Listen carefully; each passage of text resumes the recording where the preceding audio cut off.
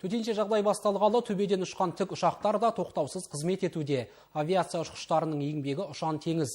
Тосыннан келген Қызыл судың ортасында қалған жұртты әуеде тұрып құтқарып қалған пилоттардың ерлігі туралы келесі бейне материалда.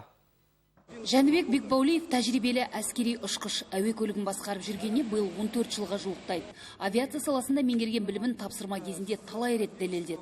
Ол бұл жолы су тасқынынан айтарлықтай жапа шеккен Ойыл ауданына көмекке барды. 29 числа 29 наурыз күні Ойыл ауданына баруға тапсырма түсті. Бірден оқиға орнына жеттік. Аудан орталығына 10 шақырым жерде орналасқан елді мекенде 2 күннен бері ас сусыз шатырда отырған 34 адамды құтқару керек болды.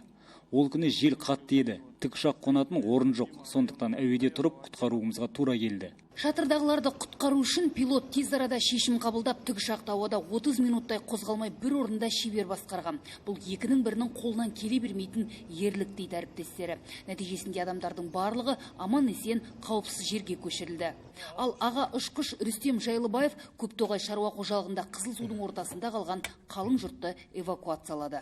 Ойыл ауданында шаруашылық қожалықты адамдарды құтқару тапсырма келді. Бір сол ауданға бардық, 7 адам таптық. Бірақ электр проводтар бер жерде болды, сол үшін вертолет қона алмады. Біз ауада тұрып, 7 адамды алып шықтық.